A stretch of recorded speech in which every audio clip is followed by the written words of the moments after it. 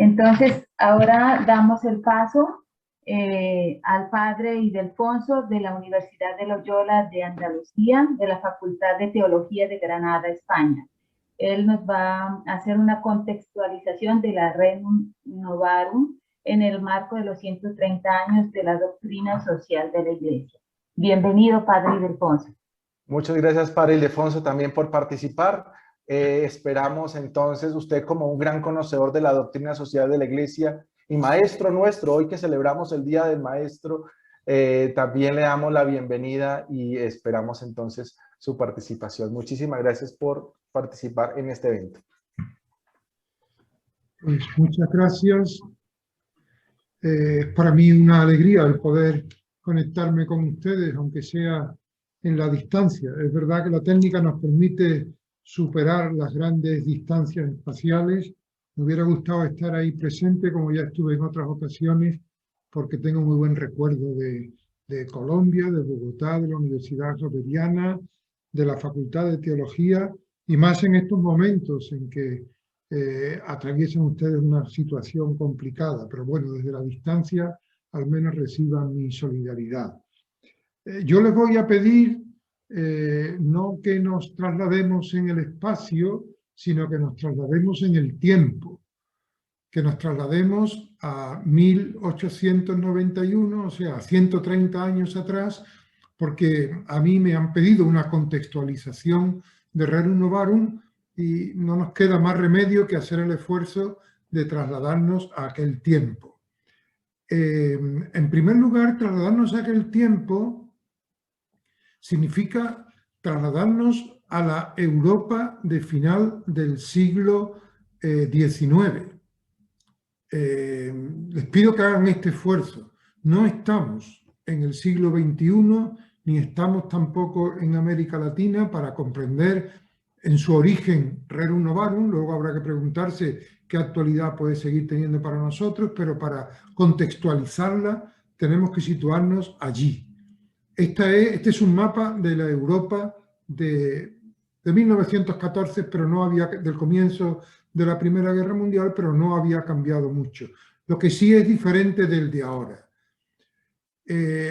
Las coordenadas de este momento, las he indicado ahí, por una parte es un rápido proceso de industrialización que ha tenido lugar sobre todo en Centroeuropa y en el Reino Unido. En segundo lugar es el capitalismo como modelo económico que se va imponiendo, un capitalismo todavía muy marcado, y digo todavía porque después evolucionará y ya no es exactamente el nuestro en todos los aspectos, muy marcado por la ideología liberal, por una concepción de la persona humana que ha dejado huellas importantes en nuestra cultura y en nuestra civilización, unas positivas, otras problemáticas, pero en todo caso era el ambiente dominante en 1891. Y al mismo tiempo también se está consolidando el modelo del Estado de Derecho. Todo esto que a nosotros nos parecen o cosas del pasado, o cosas muy sabidas, es importante tenerlas en cuenta para poder comprender bien qué es, en qué mundo está pensando Rerum Novarum. Evidentemente no está pensando en nuestro mundo del siglo XXI, sino en el contexto que se estaba viviendo entonces. Por tanto, quede este mapa como un recordatorio de que estamos, pues eso, hace 130 años. Esto no basta con ponerlo en el título de mi intervención, sino que hay que hacer el esfuerzo por saltar hasta allí. El contexto de la Iglesia en el mundo contemporáneo. Creo que también esto conviene tenerlo en cuenta. Yo creo que cuando se analiza la doctrina social de la Iglesia, los documentos oficiales de la Iglesia en materia social, muchas veces nos fijamos en el contenido, evidentemente que hay que fijarse en el contenido. Pero también creo yo que para entenderlo bien hay que fijarse en el lugar en que está la Iglesia en este mundo moderno, concretamente en la Europa de aquel tiempo, porque como he dicho, la encíclica está pensada desde la problemática europea y para Europa. Creo que esto hay que reconocerlo, aunque esté hablando con ustedes en el continente latinoamericano. Porque luego habrá que preguntarse ¿y qué podemos nosotros de allí, de aquella historia, de aquel momento, qué podemos nosotros aprovechar aquí? Pero contextualizar la encíclica significa situarse de momento allí. ¿Cuál es el contexto? Pues el contexto no es un contexto de entendimiento y de diálogo con eso que se llama el mundo moderno. Es un contexto más bien de confrontación. Y esa confrontación se puede también entender para comprender algunos aspectos, algunas posiciones, algunas expresiones de la encíclica Rerum Novarum, como de todo el magisterio pontificio de la segunda mitad del siglo XIX sobre todo.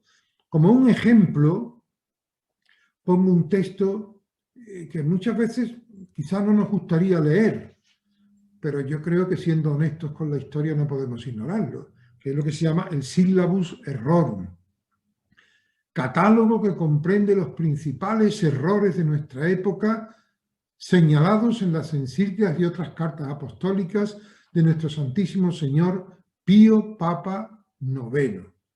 Este documento es de 1864, o sea que es todavía más antiguo de la Rerum Novarum, pero refleja mucho el ambiente de allí. Entre estos errores hay uno que se expresa al final, como sintetizando todo lo anterior, que lo pongo aquí en latín.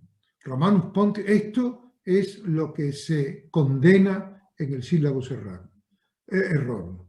Que el romano pontífice puede y debe reconciliarse y entrar en diálogo, entrar en negociación, entrar en relación con el progreso, con el liberalismo y con la civilización reciente.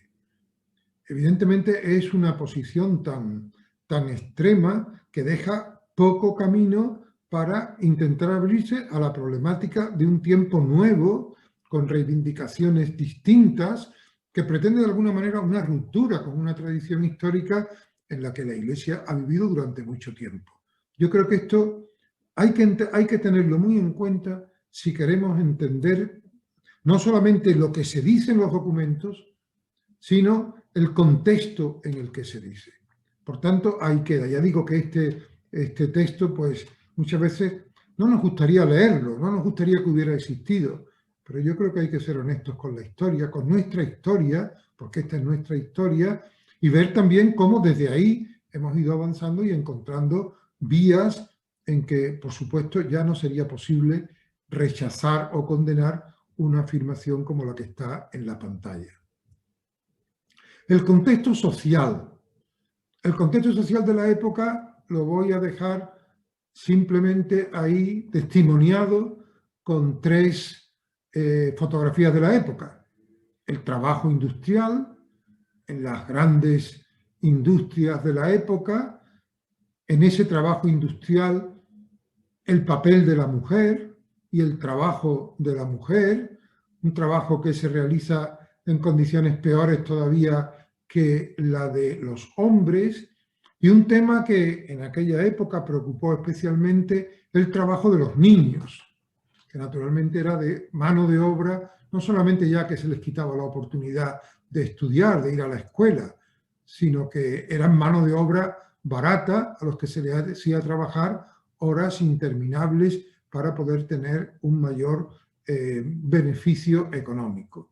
Entonces, pero fíjense que estamos en el mundo industrial. Este no es el mundo industrial de los comienzos. Este no es el mundo nuestro ya, en gran parte. Aquí no hay todavía las grandes tecnologías de la información y las comunicaciones. Aquí hay un trabajo que supone un esfuerzo físico enorme en unas condiciones que eran no solamente inhumanas, sino deshumanizadoras. Por tanto, queden esas tres imágenes simplemente como reflejo de lo que era el mundo industrial de 1891 en los grandes centros de producción industrial de Europa.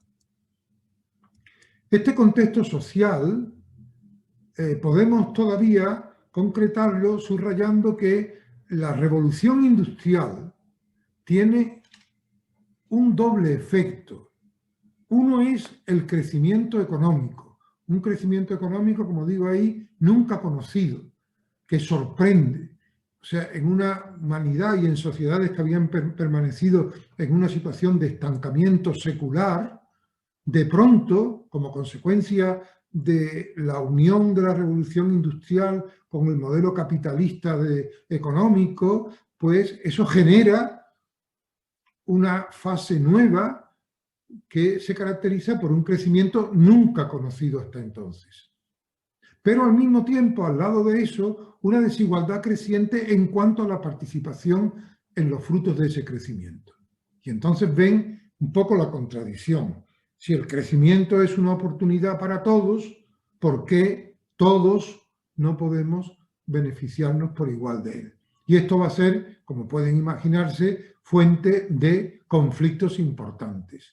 Y estos conflictos importantes van a venir protagonizados a lo largo de todo el siglo XIX por lo que se llaman los socialistas utópicos, que son grupos muy distintos, aquí hay muy distintas alternativas, muy distintas propuestas, pero todos ellos son un rechazo del sistema económico vigente, aunque todavía no se le llamaba capitalista, eso es una denominación que después hemos utilizado nosotros para designarlo, pero es un rechazo de este sistema que genera crecimiento económico, pero genera también desigualdades crecientes. Y entonces la preocupación es qué es lo que está fallando, qué es lo que hay que cambiar.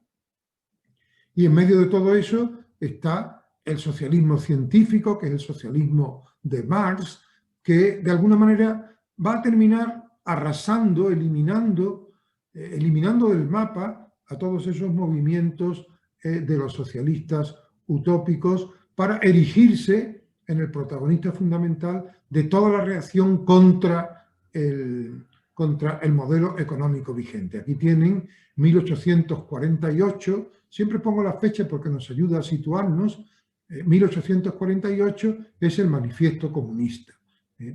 Fíjense que Marx había muerto 8 años antes de la publicación de Rerum Novarum, pero sus ideas y sobre todo sus iniciativas de revolución social ya estaban en marcha en Europa y eran de alguna manera una amenaza, al menos así era sentido por mucha gente, naturalmente la que vivía confortablemente en el nuevo sistema, vivían como una amenaza contra todo el orden establecido. Esto lo digo porque este conflicto entre una sociedad organizada de los principios del capitalismo liberal y los movimientos de revolución contra ese modelo que vienen cada vez más encauzados por el socialismo científico, por el marxismo, este conflicto es el que está detrás de la Rerum Novarum. La Rerum Novarum está pensada, concebida y escrita en el marco de este enfrentamiento. Y por eso hay que descubrir cómo la Rerum Novarum en el fondo pretende responder a ese conflicto, que probablemente no es el mismo que podíamos nosotros tener hoy. Por eso insisto mucho en la contextualización, en que seamos capaces de trasladarnos a aquel entorno. Esto supuesto, aquí tienen la encíclica Rerum Novarum y una fotografía del Papa León XIII. El Papa León XIII es reconocido por todos los historiadores como que intentó, y dio pasos importantes, intentó un diálogo con este mundo, este mundo moderno que se encontraba tan lejos de lo que era la tradición cristiana y que rechazaba el papel que la Iglesia había tenido en la sociedad durante siglos. Entonces el Papa León XIII empieza a entender que, bueno, hay que tender puentes, que no se puede vivir en un absoluto rechazo, porque el rechazo era recíproco. Hemos visto ese texto del Papa Pío IX, pero podríamos haber puesto también otros muchos desde la otra parte contra la Iglesia, por ejemplo, de Marx, ¿no? Cuando decía que la religión era el opio del pueblo, por ejemplo, ¿no? Bueno, pues en este contexto se publica en 1891 Rerum Novarum. Fíjense el esquema. Yo siempre cuando introduzco un documento, no que cuando leemos un libro, ¿no? Lo primero que hacemos es ir al índice. a ver no solamente de qué habla, sino cómo organiza lo que va a desarrollar. El esquema de Rerum Novarum es muy sencillo. Tiene 3 partes. En primer lugar, una crítica de la situación. Y esa crítica de la situación es una crítica de la miseria obrera. O sea, lo que preocupa a Rerum Novarum no es tanto el sistema económico, cuanto la realidad en que viven los obreros industriales, sobre todo de Centro Europa. Y se hace, por tanto, una crítica y un rechazo de la situación. Y entonces hay un intento de buscar las causas, que esto lo hace de una manera muy breve, y sobre todo de proponer soluciones. Y fíjense que al proponer soluciones, Rerum Novarum presenta una solución falsa que es el socialismo. Por eso les decía, es muy importante tener en cuenta la importancia que tenía el socialismo en aquel momento en Europa, que propugnaba sobre todo abolir la propiedad privada. Y por eso la segunda parte de la encíclica es una reflexión, una crítica muy larga, muy detenida, muy detallada a la doctrina de los socialistas contra la propiedad privada, que probablemente es un socialismo que ya no es el nuestro de hoy, pero en aquel tiempo sí que lo era. Hay que tener en cuenta que los socialistas no gobernaban en ningún país en aquel tiempo. El primer régimen que se establece siguiendo el modelo socialista marxista va a ser Rusia en 1917, pero estamos todavía en 1891. O sea que este socialismo marxista no son más que movimientos revolucionarios, sin haber llegado todavía a conquistar el poder en ningún sitio. Y por eso la segunda parte de Rerum Novarum es una defensa de la propiedad privada. Y la tercera parte es una propuesta de la verdadera solución. Y esa verdadera solución, dice la encíclica, que debe basarse en la colaboración de la propia Iglesia, del Estado y de las clases implicadas. Por tanto, ven, es importante tener en cuenta el protagonismo que se concede la Iglesia a ella misma en la encíclica. En último término, la verdadera solución tiene que venir orientada por la doctrina y por la acción de la Iglesia, con la colaboración de las autoridades políticas, el Estado, pero también de las clases implicadas, a través del mecanismo de las asociaciones. Este esquema nos permite comprender bien lo que les decía, dónde estamos situados históricamente. Pero hay que subrayar también, porque no podemos sacar la conclusión del esquema que he puesto antes, no podemos sacar la conclusión de que entonces la Rerum Novarum es una encíclica contra el socialismo. Bueno, esto requiere matices. Primero, no contra el socialismo, sino contra el socialismo de aquel tiempo. Pero no solo contra el socialismo, sino también es una toma de distancia muy seria contra o frente al liberalismo.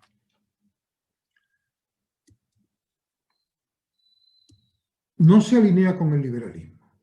Entonces, indico algunos puntos que hay que tener en cuenta. La propiedad privada es un derecho. Eso ha sido todo el esfuerzo de la encíclica en su confrontación con el socialismo de aquel tiempo. Pero añade, conlleva obligaciones.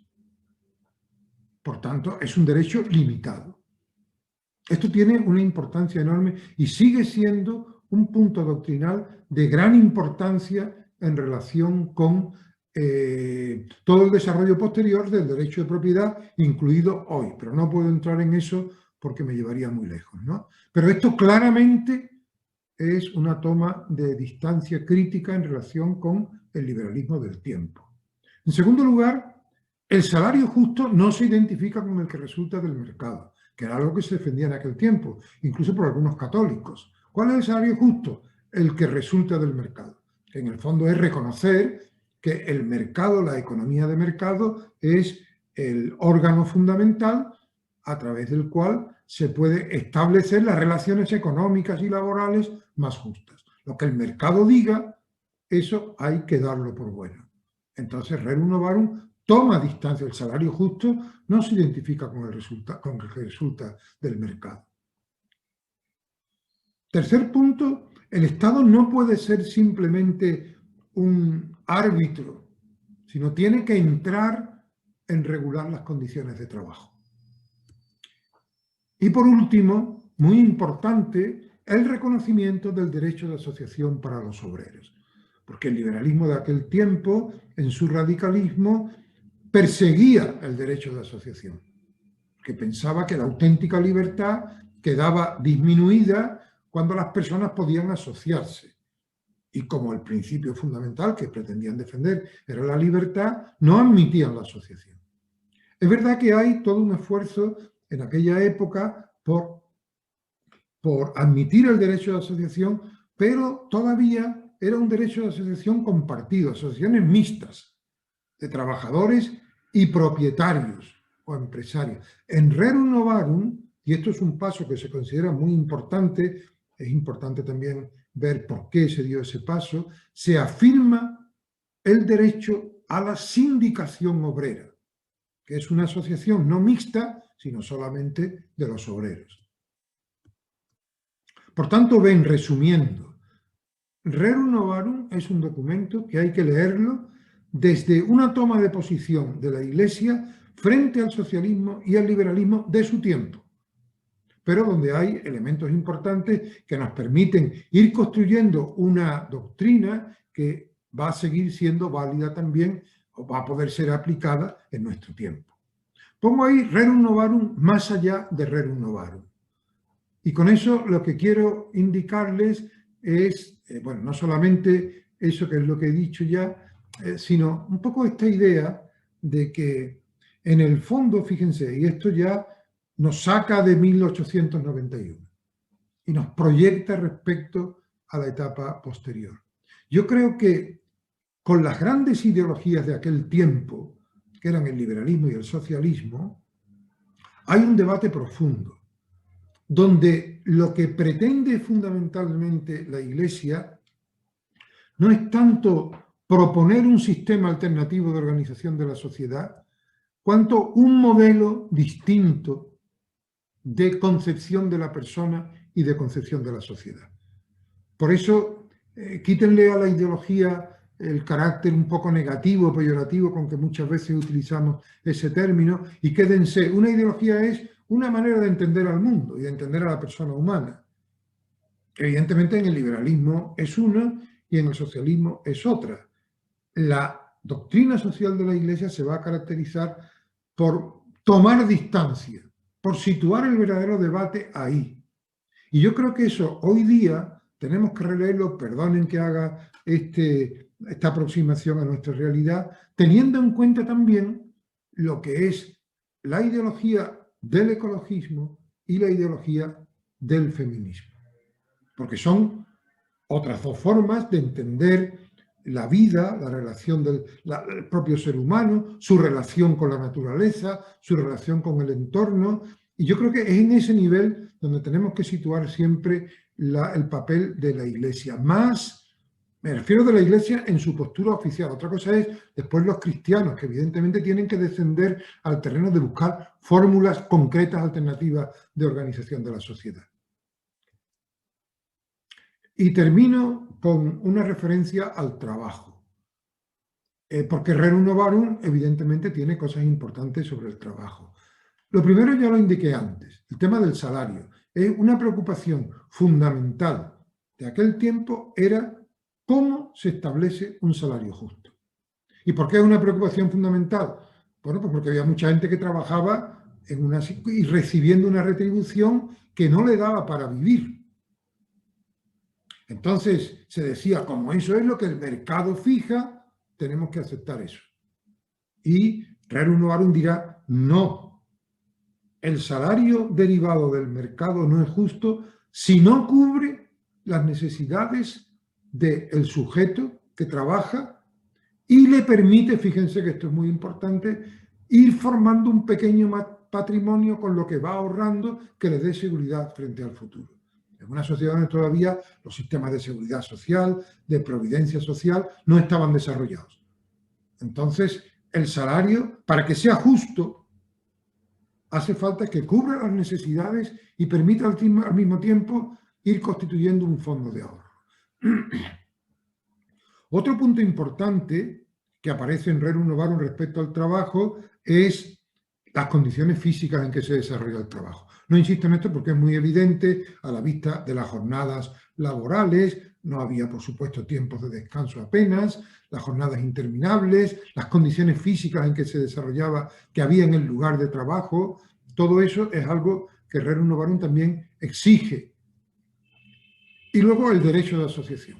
Ya lo he dicho antes, los obreros, porque una de las críticas fundamentales que hace Rerum Novarum en la primera parte es que la situación en que vive la clase obrera en gran parte se debe, insisto, la clase obrera industrial de aquel tiempo es en gran parte consecuencia de que los obreros no pueden unirse entre ellos. Y entonces, cuando actúan individualmente, aisladamente, evidentemente llevan siempre las de perder.